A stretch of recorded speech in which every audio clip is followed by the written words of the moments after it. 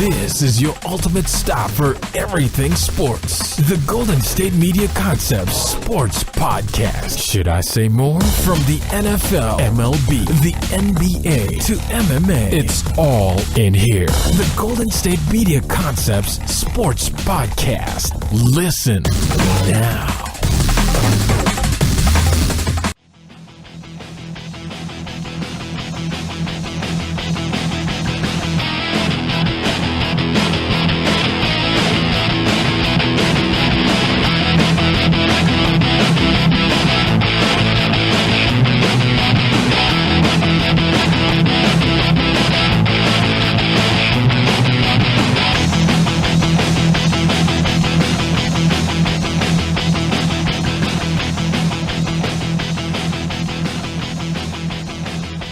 Hello, everybody, and welcome to the GSMC Sports Podcast, brought to you by the GSMC Podcast Network. I am your host, as always, Jeff Malinoff, and with me is Mark Souza.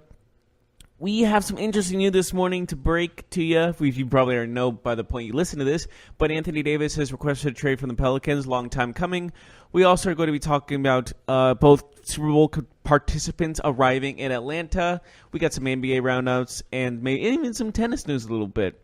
So we got some interesting stuff to talk about, but first, obviously, Anthony Davis demanding a trade out of New Orleans. Mm-hmm. And first, it was the non-pass interference call in the NFC Championship. Now this got to hurt for New Orleans fans. Yes, devastating news. Bad to worse. Devastating news for the city of New Orleans. Anthony Davis this week.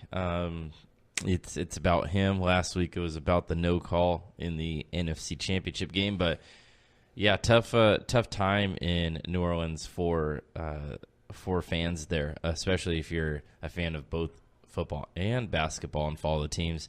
But yeah, Anthony Davis, I don't know. I think most people saw this coming. I think it was the worst kept secret in sports is that Anthony Davis was going to tell the Pelicans that he wasn't going to re-sign and kind of force his way into a trade. Not sure if he'll really sign anywhere wherever he gets traded. I guess it depends where he goes, but people have now suspected for over the last year, since basically LeBron joined the Lakers, that Anthony Davis would be a Laker at some point. So I think that's the move that everybody's looking at now is when will he get traded to Los Angeles? And who will it be for? That's kind of my opinion on where I see him landing. I think everyone has expected that just because of the flirting kind of going back and forth there. Mm-hmm. Yeah, it's not the only team that'll be interested in him. Oh, absolutely not. But I think that's where he's going to be long term. Yeah, and the question being, what do you offer for Anthony Davis? Like a couple players in a first-round pick or multiple first-round picks? Or how would you go on this? Well, I don't think the Lakers have. They're not going to be able to lowball for Anthony Davis. They're going to have to give up the farm for him. What do you think? Like Lonzo and Kuzma. Every player worth anything on their team that's young is gone. Plus first round picks. So Lonzo and Kuzma are both gone. And Ingram. Maybe more. What about Zubac? Maybe. And a first round pick. Yep. I think so. I think that's where it starts. That is I know he's worth it. Don't get me wrong. That's risking a lot for just the 4 years with LeBron is what I'm saying. Because after LeBron's done in those 4 years, which is probably when he's finished, they're dead in the water again. Well, you still have Anthony Davis. Yeah, but remember, he's in New Orleans around. He can only do so much with the little talent he has around him. But he's in New Orleans. He's not in Los Angeles. He's get more players. New Orleans is a pretty good team for what they have, right? And they're in New Orleans, so not only that, but the Lakers would be able to offer another player a big contract this summer, so they could go get another star, and you'd have your big three in LA. Yeah. I mean, you have to do it for the Lakers. You didn't sign LeBron James for the future. You signed him to win now. You signed him to win championship in the next 3 years. So, it's it might seem like a lot, but really, how good are Ingram, Kuzma, and Lonzo Ball?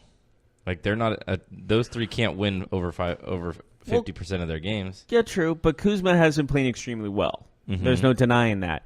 Lonzo has had his ups and downs, obviously. He's had some games where he almost gets a triple-double, then he kind of barely shows up, in the stat column.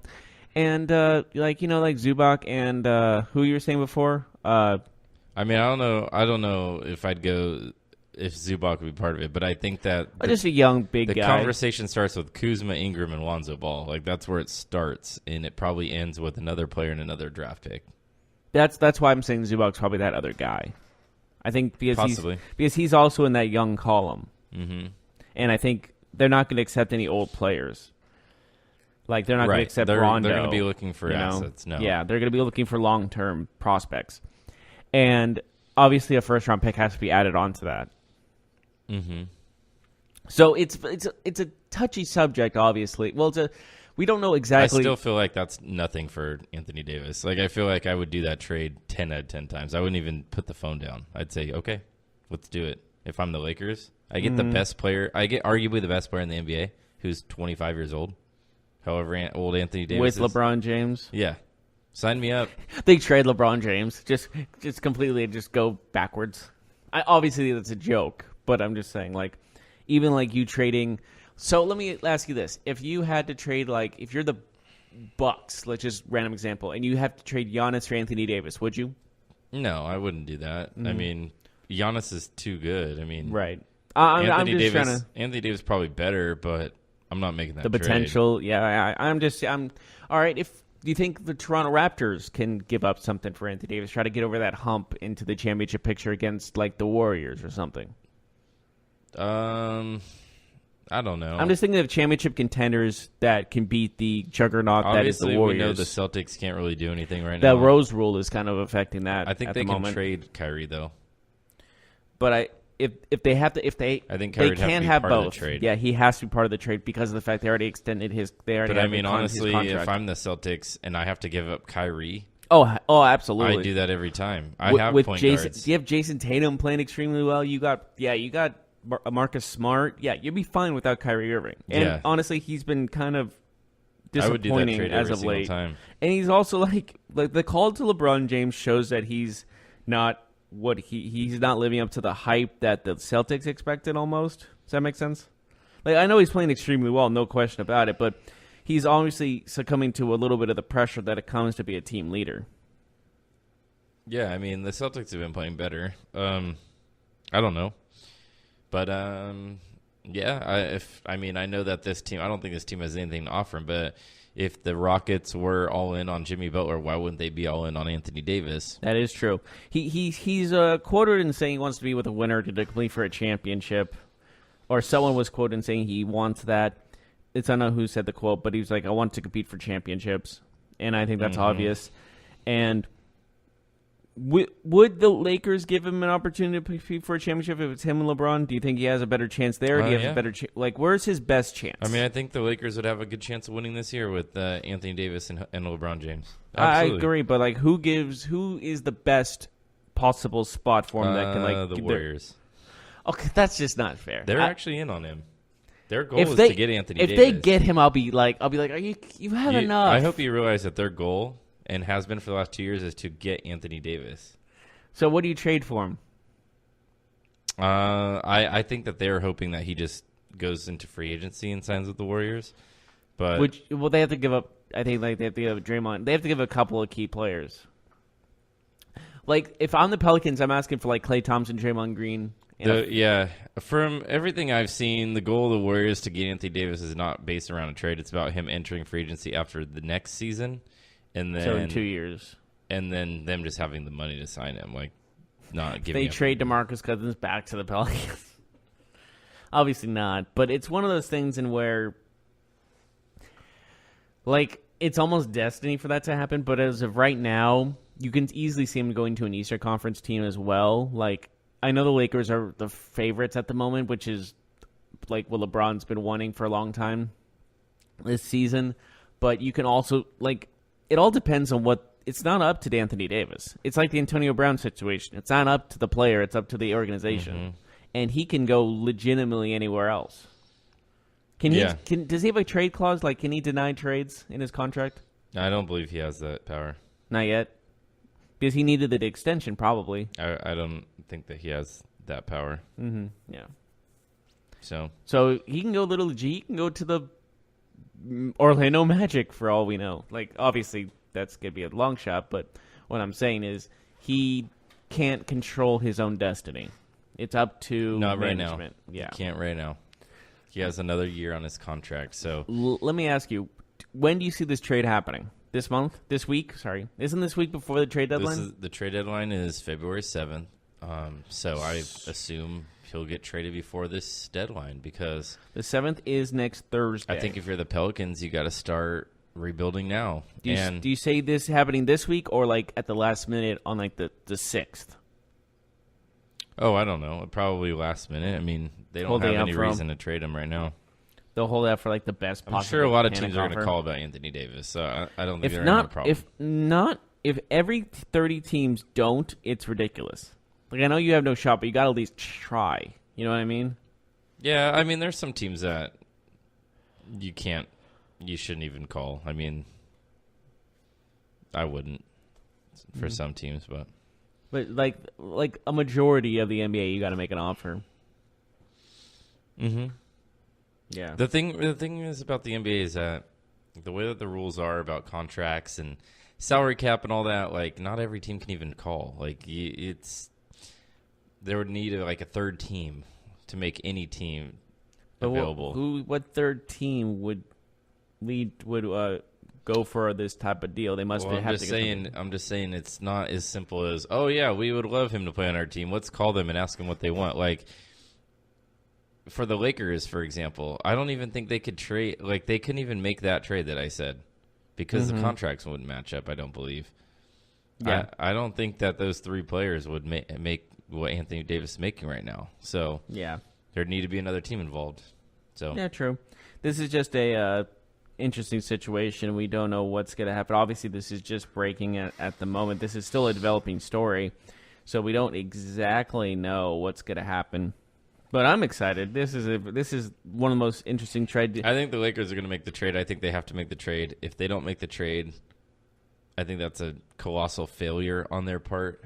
And the pressure's on them, man. The pressure's on them to be a playoff team. The pressure's on them to not just be a playoff team, but like make a little bit of noise. If the Lakers make the playoffs and get beat in the first round by Golden State or someone like that, I don't think that's going to be considered a successful season. You know, making the playoffs and the Lakers, that's not good enough. You know, like you got to be a contender.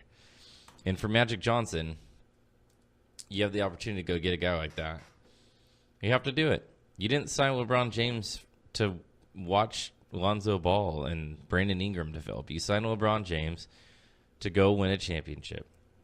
This year was always going to be a little bit of a stretch, but the game changes if you get a guy like Anthony Davis. It just does. Anthony Davis has been to the playoffs, pretty much the last couple of years? Yeah. With a worse team than what the Lakers have. So, yeah, very true. But it's one of those things in where one guy can change a whole team. Like this is one of the very few sports where one guy makes a whole team different. I mean, if we did a rankings list of what player is the biggest asset in the NBA, I think Anthony Davis would be number one. Mm-hmm. He'd have to be up there.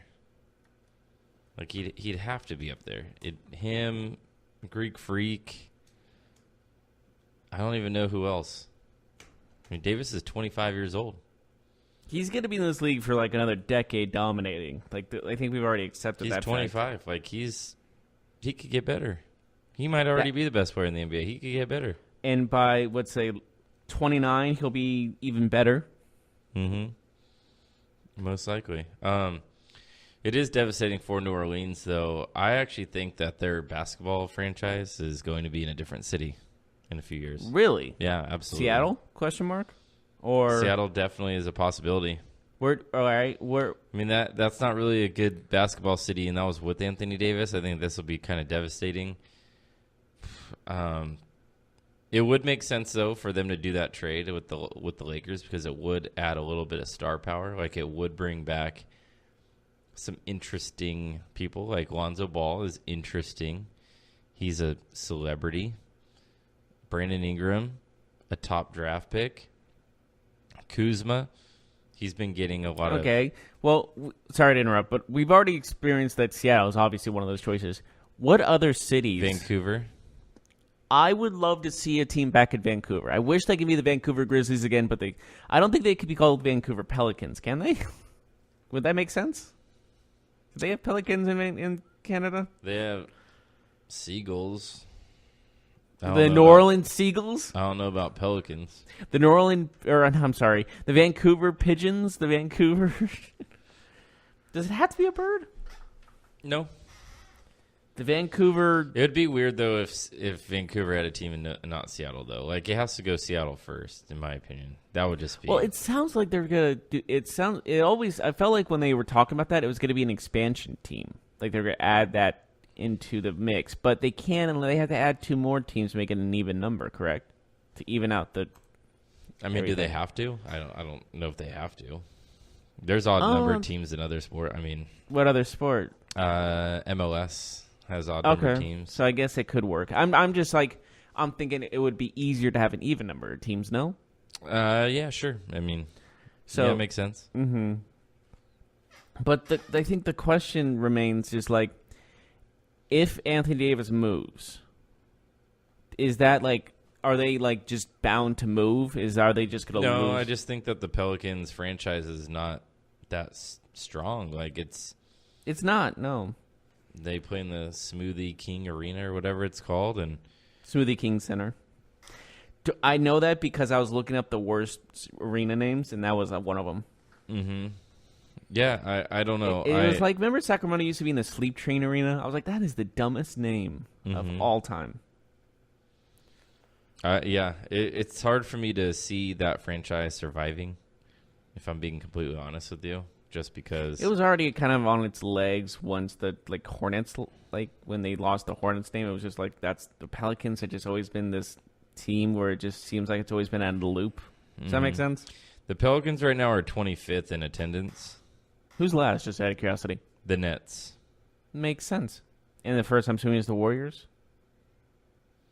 The 76ers. Wow. Well, okay. First. Well, Philadelphia is one of the most loyal fan bases in sports, not just basketball and football, just every sport.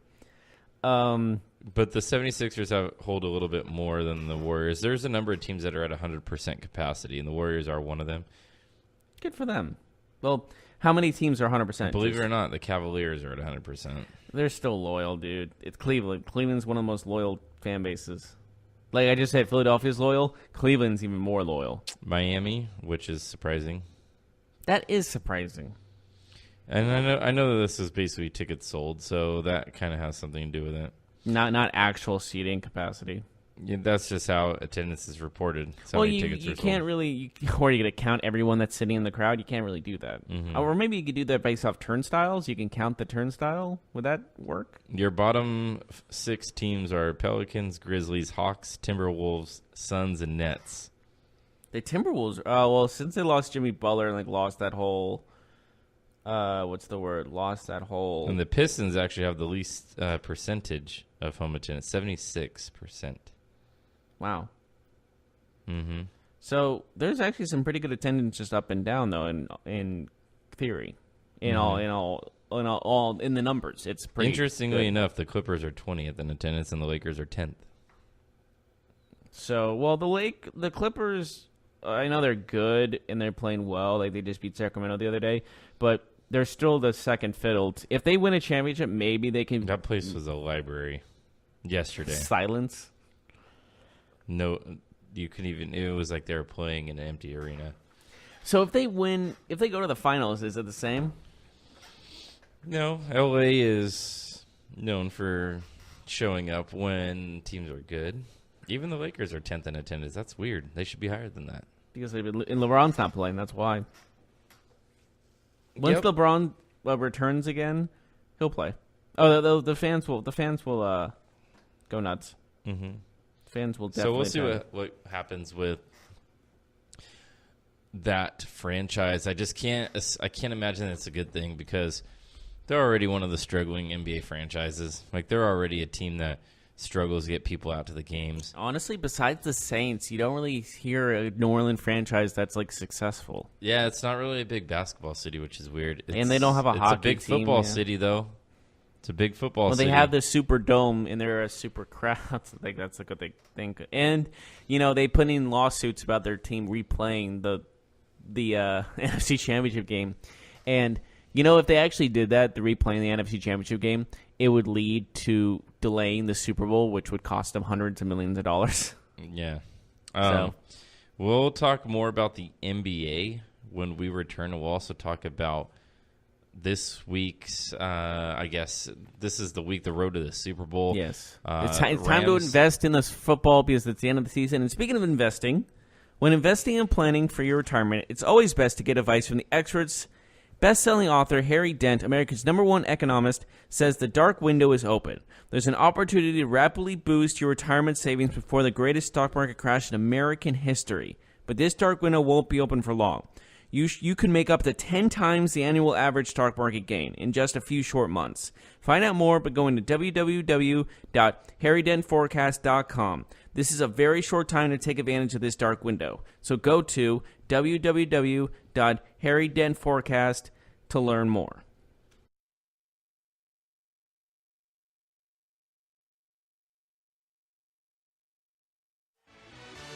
Are you looking for the very best NFL and college football podcast? Then check out the GSMC Football Podcast. Get the latest football news both on and off the field. From the NFL Draft to trades to the rumor mill to the NFL Combines. They got you covered. That's GSMCpodcast.com/football-podcast. Get updates on college rivalries, game day insights, and much, much more. It's football talk the way you want it. This show eats, sleeps, and breathes football. Don't forget to like them on Facebook and follow them on Twitter. Visit GSMCpodcast.com for more info.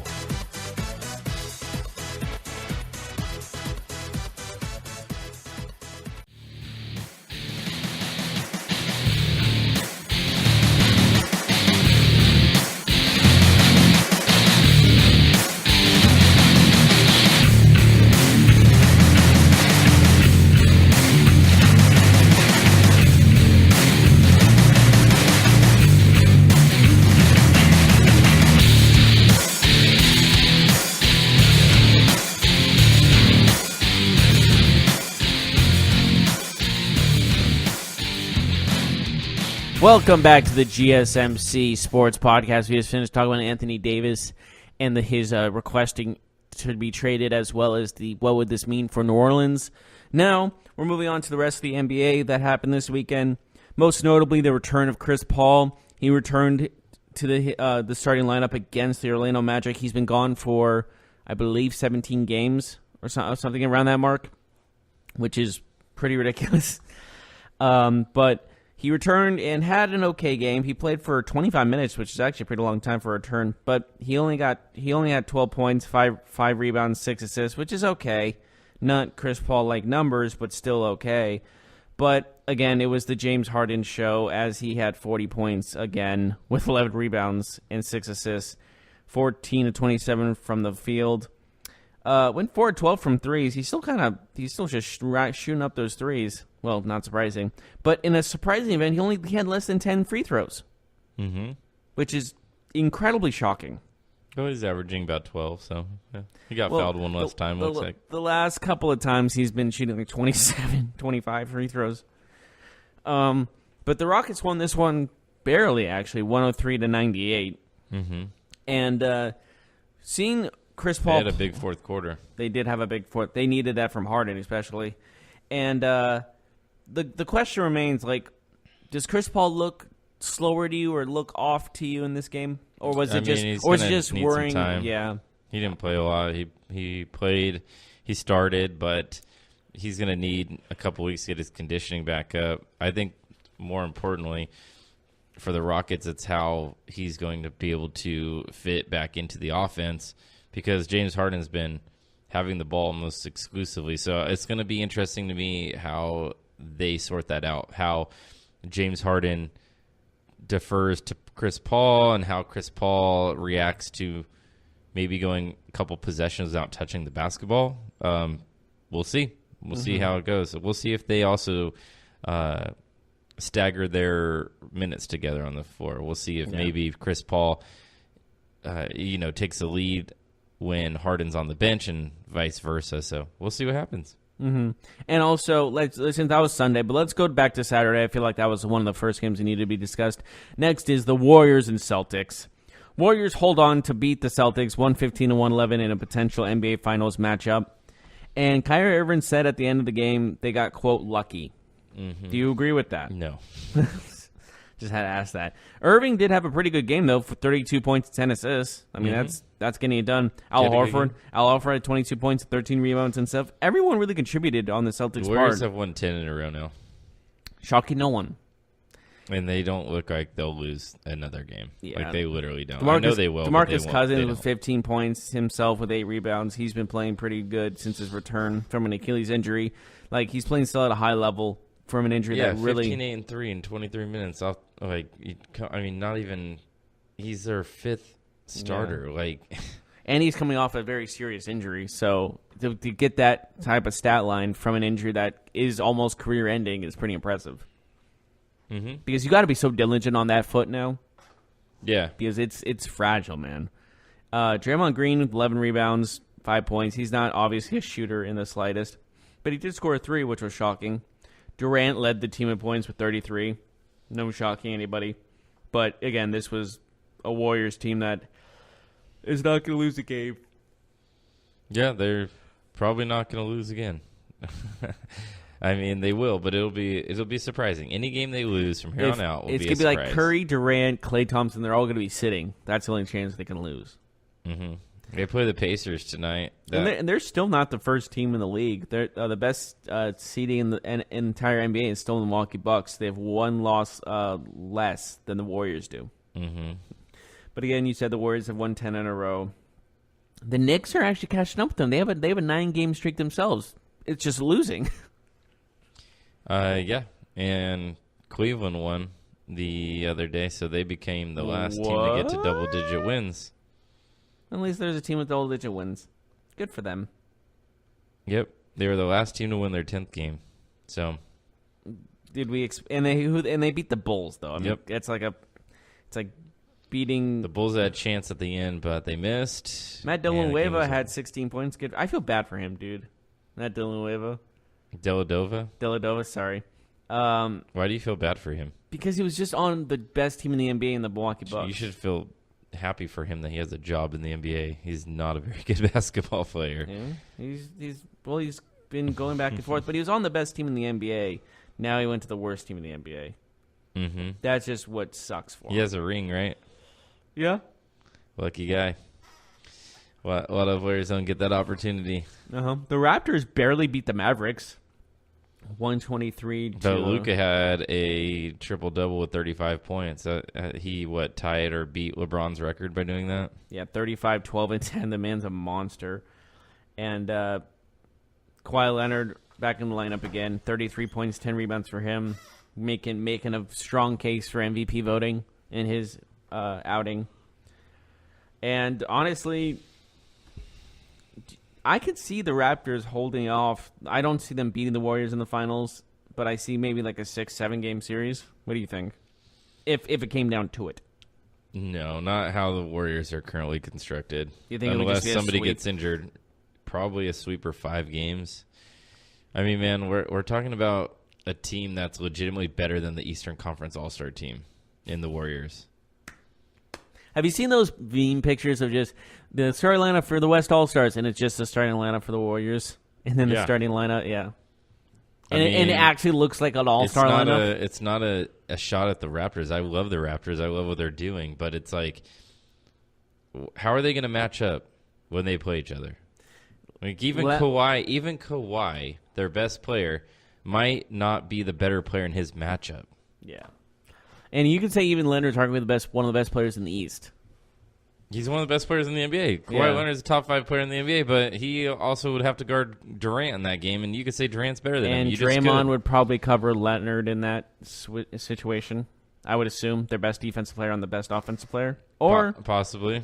Or you can even have Durant guard him. I guess Durant could still play a force in that. The Warriors also do this a lot where they put Draymond on the point guard, especially in key moments. So Lowry will be covered.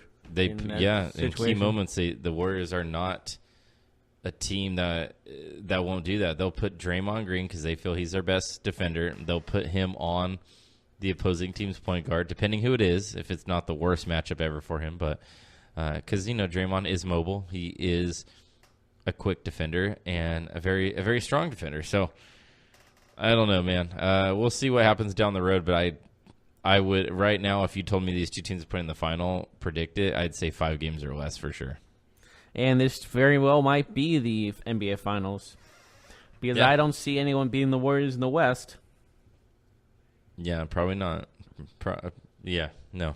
Yeah. It's just how it works now. It's like I said this about the Patriots going to the Super Bowl. Sky is blue, grass is green, and the Warriors are going to the NBA Finals. Mm-hmm. The 3 facts of life. The Thunder beat the Bucks. That was a big game. Yes, it was a big game. It was a great performance by the entire Paul George. 36 and 13. Yeah, it's a great effort by all of them. Like it's just they're clicking now.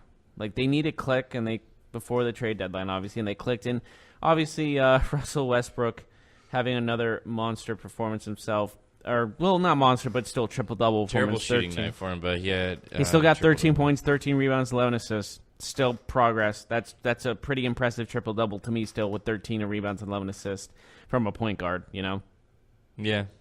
I'm not too high on triple-doubles, to be honest with you. Like, I feel like it's kind of a little bit of an inflated stat, but... Yeah, he had a good game. I mean, when you see it, not a lot of people get triple-doubles, and he's getting them. Well, I mean, triple-doubles are... more often now than before, Yeah, but it's a lot of one-man shows recently, especially like the Harden situation. Right. And it just like... James Harden's a triple-double threat every night, so... Yeah. And I always thought Russell Westbrook is always one of those guys that try to do too much on his own. Mm-hmm. Do you remember that he had that the game on Thursday, I think, with that 23 points, 17 rebounds, 16 assists night? That was like insane. So he can deliver. He didn't deliver on the scoring, but he delivered on everything else. I think triple-doubles are... It's not like you shouldn't want one. I'm just saying, like, sometimes they can be a little bit inflated. Like, you took 20 shots and scored 13 points. But the 13 rebounds... That's a really bad offensive game. Like, that's not a good... But he made up for it with 11 assists and 13 rebounds. Yeah. So, I mean, I give him credit for what he did, but I don't, like triple-double. And Paul George was the main story of this game, though. Yeah. He played extremely well, showing everybody why he is an all-star, why he deserves to be a starter in the all-star game, and arguably why he should be in the MVP conversation, because people may not want to admit it or may not notice it. Why would they not want to admit it? Because when people think of that team, they think of Russell Westbrook. Mm-hmm. So it's hard for people to wrap their head around the fact that Paul George is an MVP candidate. It's like, oh, well, what do you mean? He's not, because Kawhi is the one guy in Toronto. Giannis is the one guy in Milwaukee. Well, speaking of Giannis, he did have a 27-point, 18-rebound game himself. He's been playing. I thought Paul George played well against him. I thought he won that battle. So, it's just a thing that. Some people aren't noticing that Paul George is like quietly just having his best season ever. It may be because he plays in Oklahoma City. I don't know. It's because he's second. He's second in that city. Mm-hmm. Exactly. But I think Defense Player of the Year, he will probably win unless something drastic changes. But as of right now, I think he's a front runner for that award. We'll see what happens with him. LeBron returned to contact drills for the Warriors, or for the Lakers, excuse me, and he still remains out, but that's at least a step in the right direction for him to return for the Lakers soon. Yeah, definitely. It's now been over 5 weeks since he last played. That is concerning. Mm-hmm. Regardless if it's a good sign of him coming back soon, still very concerning. Yeah, so we'll see what game he returns to the Lakers. I don't know if it's going to be their next game. They do play the 76ers on TNT, and that's on Tuesday night. So maybe that's the game. I'm just not sure. If not that day, Thursday, they play the Clippers. So, maybe he plays against the Clippers as his first game back. We'll see. Do you think he'll wait until the All-Star break? It's possible. It's certainly because possible. I can just see him playing in the All-Star game just very lightly. That'll be his return, and then he'll be like, okay, I know, I'm ready to go. Mm-hmm. That's my guess. That's my prediction at least. Because we're getting closer and closer to the All-Star game, and he's still sitting in. I don't think he's playing until the All-Star break. Yeah, I mean, maybe. When is the All-Star break? That's a good question. It's not for at least 2 more weeks, I believe. I feel like it's February 15th through 17th. Yeah, but again, it's one of those things in where LeBron's never had an injury that's kept him around for so long before. So it's still a hesitant type of thing, because I think it's almost like he's accepted the fact that he's getting old. Yeah, I mean, he's definitely taking the long game approach here. So, yeah, will he wait that long though? I mean, if he waits till after the All-Star break, that means that he will have missed 2 full months. I don't see it happening, but it's possible. I'm not going to say it's impossible. Yeah, it's certainly possible. We'll see what happens. I could see it happening because if the Lakers wanted to really take the long game approach here. But they're treading water right now in the standings, so it would make sense to hold off. It's one of those things in where you look at how am I going to describe this? It's tough. It's where they have him for 4 years.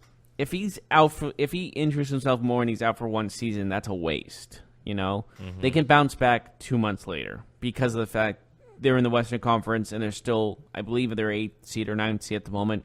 They keep holding on to that for the next month. Then the fact that when LeBron comes, they can go back to 5th place because it's so tight.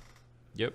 So why put him in so early when you can hold on to him, make sure he's 100% healthy, and get back into the playoffs you picture could say easily? That they are maybe investing for their future. Quote unquote. Investing and planning for your retirement is always best to get advice from the experts. Best-selling author Harry Dent, America's #1 economist, says the dark window is open. There's an opportunity to rapidly boost your retirement savings before the greatest stock market crash in American history. But this dark window won't be open for long. You can make 10 times the annual average stock market gain in just a few short months. According to the research of renowned Harvard economist Harry Dent, though, this window could slam shut later this year, and nobody on Wall Street is expecting it. This dark window is something bigger by far than anything he's predicted up to this point, and you can make 10 times the annual average stock market gain. Find out more by going to www.harrydentforecast.com. There is a very short time to take advantage of this dark window, so go to www.harrydentforecast.com to learn more.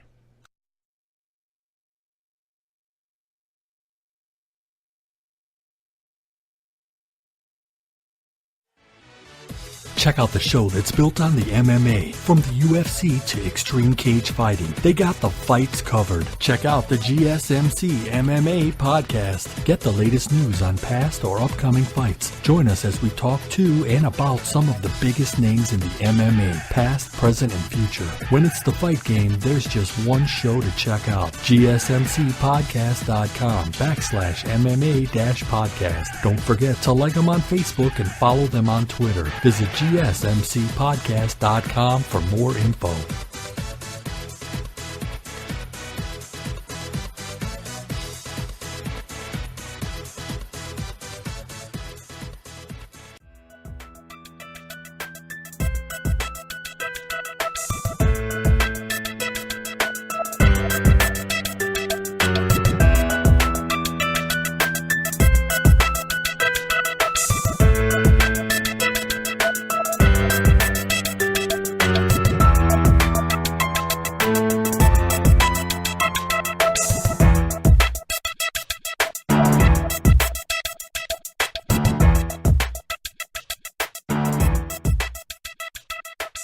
Welcome back to the GSMC Sports Podcast. We just finished talking about the NBA roundup out this weekend. And since we were just coming off the Pro Bowl, which was exciting. Well, it was interesting to see players out of position. That was the worst Pro Bowl I've ever seen in my life. Yeah, that was really bad. And it was also, I did enjoy the players out of position. That was kind of cool. But other than that, I was like, they were playing two-hand touch. There were some tackles that they weren't tackles. Just get rid of it and do the skills. Just get rid of it and expand the skills. Nobody wants to see the Pro Bowl anymore. Nobody. Can we see, 7-on-7 flag football? Sure. I mean, why not, right? But anyways, moving on. The skills was better. I could have watched them play dodgeball. I was entertained by the dodgeball. For 2 days, I could have watched that. I think everyone was talking about how much they love the dodgeball part. People were all about it. And so moving on, we are officially on the road to the Super Bowl. The Patriots and the Rams have flown to Atlanta. They're in Atlanta at the moment. And the question now is, who is ready to go back in time? Because 17 years ago, we saw this game, but it was completely the opposite of what it is now. It was a young Tom Brady, an unproven Tom Brady, facing a proven Kurt Warner in The Greatest Show on Turf, this was supposed to be the beginning of the dynasty for the Rams, because they won the Super Bowl 2 years earlier against the Titans in the 1 yard too short game, and now they were going to face the Patriots. This was going to be an easy win for them. The Patriots barely got there by the skin of their teeth, talk rule and all that stuff.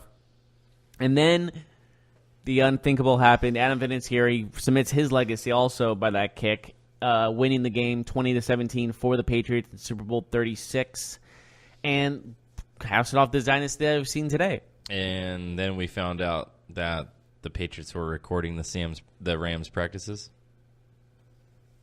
That was Spygate. Yeah. Well, they were doing that for a couple of years, weren't they? I don't know. Was it just that one game? Sure? Was it just that one game? I thought it was more than that. They got caught in that one game, so that's a big game. Yeah, which I'm assuming they did it more than once. Maybe they did. Maybe they didn't. Allegedly more than once. It'd be hard to do it. It would be hard to do it in another scenario because it was a neutral field. They were both there. Mm-hmm. They were both the same place the week of the practice. So, yeah, but no, that's what happens. That's but now going back in time. Spygate happened. We are in the reverse of the teams now. Now it's the young Rams team versus the dynasty that is the Patriots. We're switching around. A young quarterback in Jared Goff, unproven still, versus Tom Brady, considered one of the greatest quarterbacks, if not the greatest quarterback, even the greatest player in NFL history. And so now we're going to this whole different circumstances. Mm-hmm. Are we going to see history repeat itself in the Rams' young quarterback beating a veteran quarterback, Patriots quarterback? Or are we going to see history repeat itself again the other way in the Rams losing to the Patriots?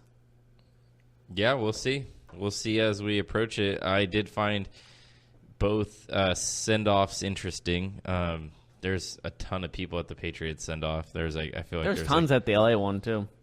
There was 20 times more at the Patriots one. Well, because they counted, I think 3,000 in LA. There's 35,000 in Boston. Well, Boston's used to LA fans are always. The LA is the I was actually surprised by how many people were at the LA one because they don't really have a big fan base, to be honest with you.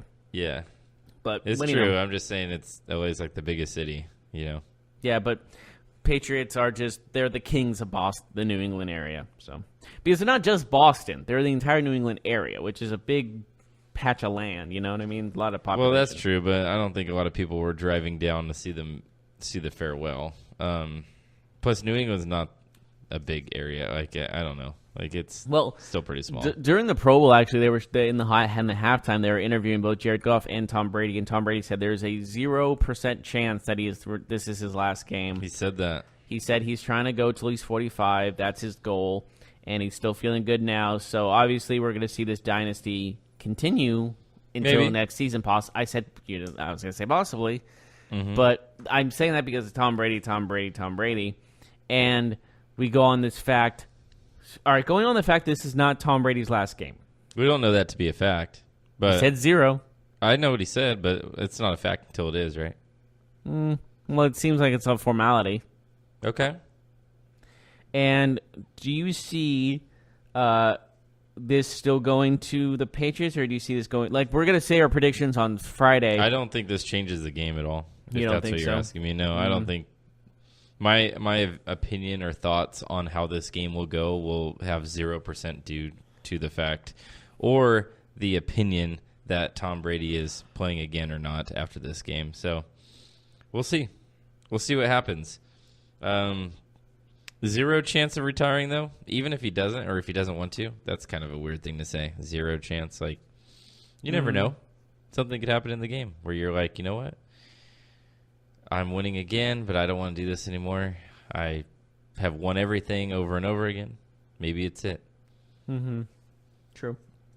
We'll see what happens. It is going to be interesting, though.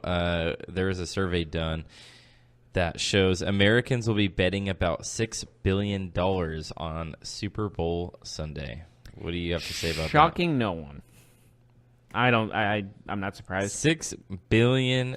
Over everyone watching the Super Bowl? Yeah, it makes sense because how many people watch the Super Bowl? That's just a ton. Oh, it is a ton. Don't get me wrong. The Cowboys are the most valuable franchise in the NFL, and they're valued at $4 billion. So it makes it interesting that people are betting Like the that NFL? much. The Cowboys are worth $4.8 billion. I was like, the NFL is worth way more than that. Nearly 10% of American adults plan on betting on the Super Bowl in one way or another. So Yeah, DraftKings could have a field day with that as well, and like that also has to do when they say betting on one way or another. They talk that has to do with like daily the squares, fantasy. Yeah, the squares. The too. squares is probably the most fun. Yeah, that's the one that will be bet on the most. Yeah.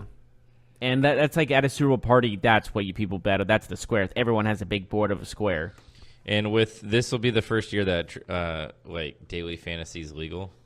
Like daily fantasy won their court battle, so they've been able to expand this year. And with that being said, it makes it more accessible than it has before. So that is also something to consider. Going back to the Pro Bowl, I watched half of it maybe, and every time I tuned in, it was apparent that no one cared. And it was raining the whole time. It was like Did you terrible see weather. Jason Garrett's creepy smile throughout the entire game? It was horrifying. He smiled and never stopped smiling. I saw a meme that was like, this man just got blown out with an all-star team. Oh, I saw that too. But he also looks like he's like freshly murdered someone. Smile, allegedly. And it was just one of those things that was just like, his smile is like everyone makes fun of it, but he had the smile throughout the entire game, and it was just creepy. Just straight up creepy. Mm-hmm. And he didn't move. It looked like he was a statue or a wax art statue at some point because of the fact you didn't even see him talk. He was just smiling. It was just giving me the creeps. What I really liked about the Rams send-off is that they were all wearing, like, jumpsuits, but Wade Phillips was wearing, like, cowboy get-up. I thought that was pretty cool. Like, everybody but Wade Phillips. He looked like that guy, the old head coach from the Oilers. I forget his name. Old coach. I think it's Bud something, maybe? Are you talking about his dad? No. Is that his dad? No. You're talking about Bum Phillips? That's his father. And he was wearing his coat. He was wearing his hat, too. Okay, then yes. Mm-hmm. I didn't know that was his dad. Yeah. He had like a buzz cut. Bum Phillips, yes, that's who I was thinking of. Mm-hmm. Yeah. He, very good head coach. And, oh yeah, he died a couple years ago, that's right. Yep. Anyways, moving on. What were we talking about? Probably take a break and then come back and wrap the show up. Yeah, we can do that. Totally, we can do that. We'll be right back right after this.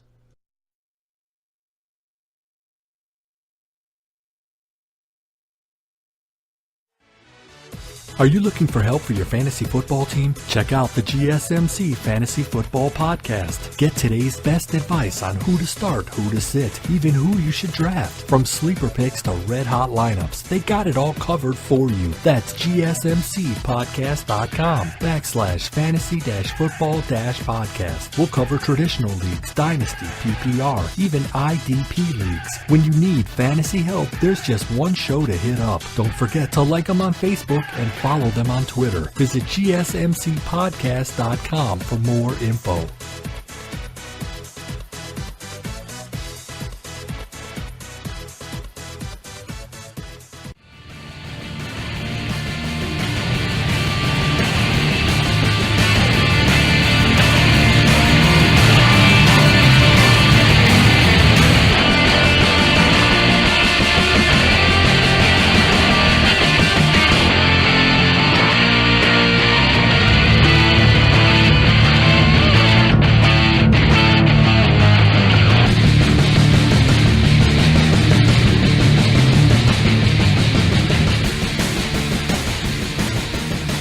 Welcome back to the GSMC Sports Podcast. Just finishing up now.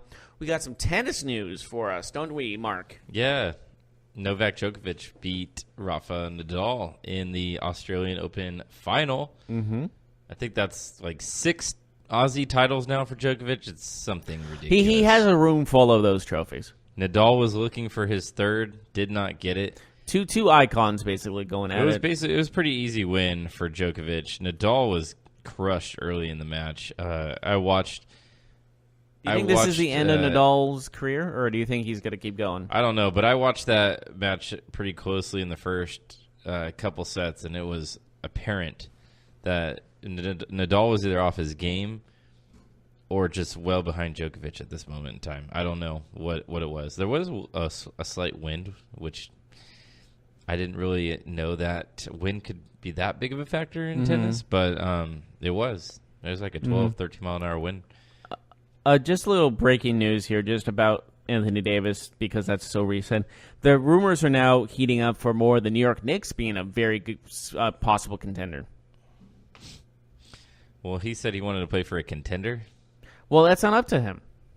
Oh, I know. And the Knicks could probably offer something very attractive to the Pelicans. The Knicks are interesting because they do have the opportunity in free agency, so they could get Davis and they could, get go after some the Knicks maybe Kyrie. The Knicks are quote to be aggressive in this pursuit. I'm not sure what that entails, but we'll see. That's what the claims are. The heating up rumors. Porzingis, a first-round pick. Ooh. Which is going to be a big first-round pick. Could be a top 5 first-round pick. It could be top 3. Yeah. Well, if they get Davis, it probably won't be. But if they get Davis, I see what you're saying. Yeah, if they get Davis, they'll win games. I mean, true. Honestly, man, but they have to get rid of Porzingis. Roster's not that good. Like it's Anthony Davis. Porzingis and Kanter both gone. Yeah, Kanter's meaningless in this trade because he's an expiring contract. I'm just trying to think of you just gotta get players, just get a whole bunch of guys because you can probably re-sign Kanter to a contract. Do you want to though? That's the thing. I don't know. I don't know what the Pelicans are thinking exactly, but again, this Kanter is like makes a lot of money. He makes like $19 million a year. I know he's a free agent, but he's gonna want about that. So if you're the Pelicans, I don't want to spend anywhere near that for Enes Kanter, but that would be just me. Yeah, okay. I just thought that we would use that as a discussion. Like, we didn't mention the Knicks during our talk. So interesting. Maybe because, Anthony Davis says he wants to be a contender, but that doesn't mean anything. To me, it's actually shocking to me how bad the Knicks franchise has been. Even though they play in Madison Square Garden, they play in New York, and they can't win games. They can't even make the playoffs. Absolutely. It's alarming. So they are one of those franchises that should get it done. That should be if a Anthony dynasty. Davis is cool with their outlook that they're going to go big in free agency, if they're cool with that, or if he's cool with that, I mean, then that's different. But if he's like, man, I don't want to go there. That place is a dumpster I don't think fire. I don't think he has the choice if he gets traded. But I'm saying, like, he doesn't have a choice, but he has influence. Who is going to give up $1 million assets for a guy who doesn't want to go there? Like, that would be stupid, right? Well, it's the Knicks. I know it's the Knicks, but I mean, like, he doesn't have a no-trade clause. I understand this, but I'm saying that if the Knicks call and be like, hey, we're going to make this trade for you, and he's like, I want to go play for a winner. Well, they're not going to go through that trade. If they did, they'd be stupid. It is one of those things where New York's a huge market, though, so it almost evens out. And it'd be more attractive for players to go there if Anthony Davis is there. That's true, but what free agents does the Knicks ever get? Like, we talked about this a couple weeks ago. Like, they never get anybody. Well, that's their front office's issue. Like, if you had the front office like the Warriors, I'm just using them as an example because they're the best front office in the NBA, they would be a dynasty right now. Like, the Thunder were able to keep Paul George. Like, what big name have the Knicks gotten? And what did the Oklahoma City Thunder say to him to keep him? That's the question. He just enjoyed his time there. And obviously people don't enjoy their time in New York. There's something seriously wrong over there. They do. They just don't like playing for that organization. In fact, if you're going to play for any team there, just play for Brooklyn. They seem to at least have the right approach. They're finally out of the dumpster for years and years and years. They kind of got past that trade. So that trade with Boston, which killed them for years and years and years. But they're the New York team on the rise. Like, it's not the Knicks. And so many people are saying that the owner of this franchise, the Knicks, however, Dolan is the problem. Mm-hmm. And honestly, I think most people would agree with that. Yeah. When I heard that his swing band or whatever band he is opens for certain artists, in Madison Square Garden, I had the biggest, sourest taste in my mouth. I'm like, really? You're going to open your band who sold, I believe they sold less than 200 copies of their CD worldwide, opens for the Beyonce and all these amazing bands? Must be nice to have that much power, that much money. I just think it's a little, what's the word I'm looking for? It's a little petty? I mean, yeah, it's self-serving, that's for sure. But it seems pretty cool to have that much money, own a team, and be like, yeah, this little fun thing. Do you think they get booed out of the building every time they play as an opening, or they're just I don't know ignored? how often they play. I know that they do play shows there, but I don't know if it's how often. I just don't think that they open that takes away from other potential bands that are trying to get popular. He's just doing it for his own ego, my opinion. The U.S. men's national team won their first game under new coach Greg Berhalter 3-0 against Panama. Yesterday they will play. How many games was he coaching before then? This was their first. His first game as a coach. This is their first. Yeah, this is his first game.